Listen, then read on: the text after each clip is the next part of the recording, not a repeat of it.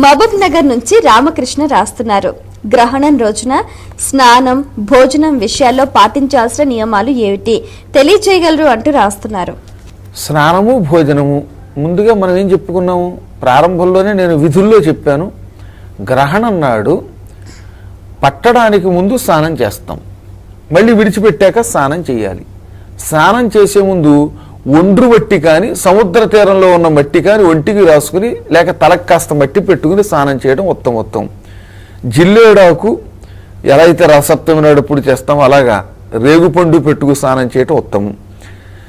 ఇళ్లల్లో స్నానం చేయవలసి వస్తుంది అనుకోండి, అందరూ సముద్రానికి వెళ్ళలేరు కదా, అందరూ నదులకు వెళ్ళలేరు. అటువంటప్పుడు దర్భలు వేసుకునే నీళ్లు స్నానం చేస్తే చాలా మంచిది. బావిలో నీళ్లు స్నానం చేయాల్సి వస్తే వాటిలో కూడా దర్భలు వేసుకోండి. వాటర్ ట్యాంకుల్లో నీళ్లలో స్నానం చేస్తే వాటర్ ట్యాంకులో దర్భలు వేసుకుని స్నానం చేయండి.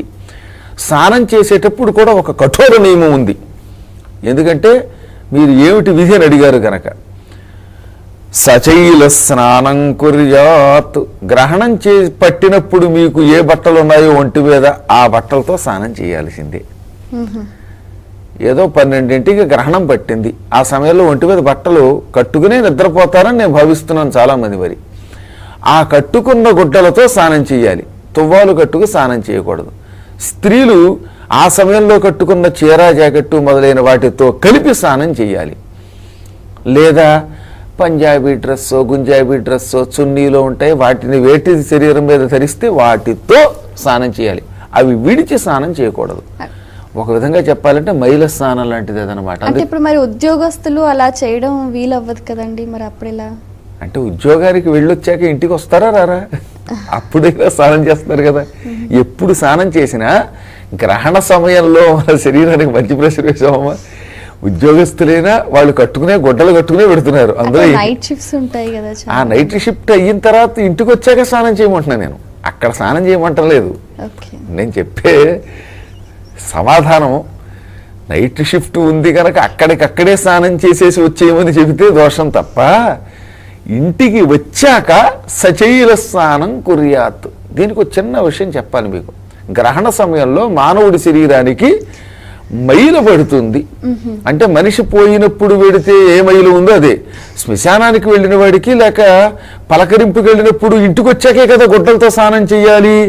అలాగే చెయ్యాలి అంటే అది నియమం అన్నమాట.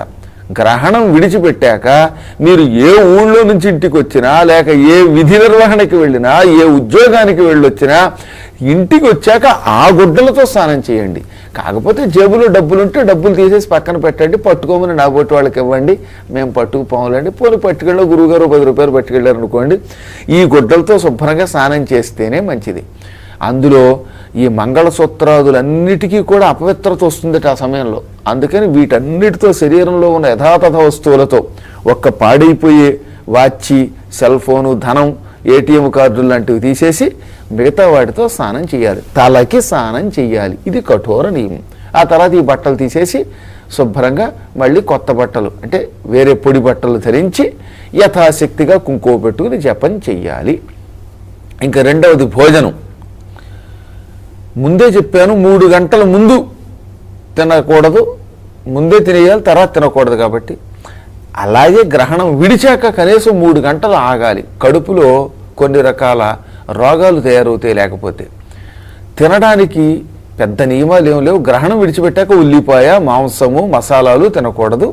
రెండవది ఇంట్లో ఊరగాయలు వాటిల్లో దర్భలు లాంటివి వేసుకోండి. లోపల వేసుకోక్కర్లా, ఆ జాడీల మీద అక్కడ ఎక్కడైనా ఒక్క దర్భ పెట్టినా చాలు. కనీసం దర్భ వల్ల వస్తువులన్నీ పవిత్రంగా ఉంటాయి. ఈ గ్రహణముల యొక్క కిరణముల ప్రభావము దర్భలు కనుక ఇంట్లో ఉంటే వాటి మీద పడదు, అప్పుడు ఆహారం తినచ్చు. రాత్రికి వండిన ఏ పదార్థము కూడా, నిన్న రాత్రి వండారు, రాత్రి ఏమో అర్ధరాత్రిలో గ్రహణం పట్టింది, ఈ సంవత్సరం 1 గంట దాకా పడుతుంది కదా, మరి అలాంటప్పుడు ఆ పదార్థం మరికిరాదు. ఆ అన్నం కానీ, ఆ పప్పు కానీ, ఆ ఉప్పు కానీ, ఫ్రిడ్జ్లో పెట్టిన పెరుగు కూడా మరికిరాదు కనీసం. ఒకవేళ పెరుగు వాడుకోదలిస్తే దాన్ని అందులో దర్భ వేయాల్సిందే. సాధ్యమైనంత వరకు రాత్రి పులుసులు అవి ఫ్రిడ్జ్లో పెట్టి వాటిని వేడి చేసి ఏవి తినకండి. తినడం చాలా దోషం. ఇంకెంతకు మించి అక్కడ మాత్రం పొరపాటు కూడా కాంప్రమైజ్ అవ్వకండి. ఒక్క ఊరగాయలు ఏటికి ఏడాది పనికొస్తాయి కాబట్టి అవి ఒక్కటే మనకి నిలవ ఉండేవి. కానీ ఇంకా ఏ పులుసులు, కిందటి శనివారం వంకాయ కూర చేశానండి, అది రుచిగా ఉందని ఫ్రిడ్జ్లో పెట్టానండి, దాన్ని వేడి చేసుకుని పొద్దున్న తినచ్చా తినకూడదా అంటే తినకూడదు, దాన్ని తీసి పెంట మీద పారే ఎవరికి పెట్టద్దన్నారు. అవి కేవలం జంతువులకి పక్షులకి మాత్రమే పెట్టాలి. తాజాగా అన్నం వండుకొని తినాలి. ఇది గ్రహణ నియమం. భోజన సమయంలో వీలున్నంత వరకు భోజనం చేసే ముందు ఎవరికైనా దానం చేసుకుని భోజనం చేస్తే అది నిజమైన భోజనం. దానం చెయ్యకుండా చేసే భోజనం తన శరీరములకు మాత్రమే పనికొచ్చే భోజనం. దాని గురించి ఎక్కువ చెబితే మీకు బాధ కలుగుతుంది కాబట్టి చెప్పడం అనవసరం. యథాశక్తి ఎవరైనా మంచి విప్రుడు దొరికితే స్వయం పాకం ఇచ్చి తర్వాత భోజనం చెయ్యండి. తాజా అన్నం వండుకుని అప్పటికప్పుడు తినండి. ఇవి నియమాలు. అదే చాలా మంది కూడా తింటే ఏమవుతుంది గ్రహణ సమయాల్లో అన్ని అని అంటూ ఉంటారు. ఇంకా దానికి తింటే ఏమవుతుందంటే ఏం చెప్తానమ్మా, ఇప్పుడు చంటి పిల్లాడు ఒకడు మాతో పాటు విమానం ఎక్కాడు. కిటికీ దగ్గర కూర్చొని ఈ కిటికీ తలుపు పగలగొట్టుకు ఎందుకు దూకుతానన్నాడు. దూకద్దురా అంది. దూకితే ఏమవుతుంది, నేను దూకుతానంటాడు వాడు. దూకితే ఏమవుతుందో చచ్చాక వాడికి తెలియదు. ఆ కిటికీ అందులో దూకితే దాంతో విమానానికి ప్రమాదం. కొన్ని వెంటనే ప్రమాదం కలిగిస్తాయి. రైలు కింద తలపెడితే ఏమవుతుంది అంటే ఇంక అది ఆ క్షణంలో తెలుస్తుంది. ఈ గ్రహణాదులు ఇవాళ వెంటనే ప్రభావం చూపించకపోవచ్చు, కొందరికి వెంటనే చూపించవచ్చు. కానీ ఎప్పటికైనా వీటి ప్రభావం చూపిస్తాయి. డైరెక్ట్గా చూస్తే కళ్ళు పోగొట్టుకున్న వాళ్ళు లేరా? అందుకే అంత రంగు కళ్ళతోళ్ళు పెట్టుకోవడం, ఏదో ఇంకు పోసిన వాటిలో చూడడానికి గల కారణం అది. కాబట్టి పిడివాదం చేస్తే దానికి మనం ధర్మ సందేహాల్లో ఎవరం ఏం చేయలేం. ఏమంటే మేము సముద్రంలో దూకుతాం అంటే దూకు, నేనేం చేయను. అగ్నిగుండంలో దూకుతానన్నాడు, వాడిని ఏం చేయలేము. అలాగే గ్రహణం నాడు నేను చూస్తాను అన్నవాడికి ఇంకా ధర్మ సందేహమే లేదు. వాడికి శుభ్రంగా ఉన్నదే అధర్మ సందేహం. కాబట్టి చూస్తే ఏమవుతుంది, తింటే ఏమవుతుంది అంటే తినుచూడు. కొంతకాలం పోయిన తర్వాత దాని ప్రభావం ఎప్పుడొకప్పుడు నీకే తెలుస్తుంది. ఇప్పుడు లివర్లో పోయేవాళ్ళు, కిడ్నీలో స్టోన్స్ వచ్చేవాళ్ళు, వీళ్ళందరూ ఇలాంటి నాస్తికులే. దానికి ఏం మనం చెప్పలేమన్నమాట. ఏమ్మా?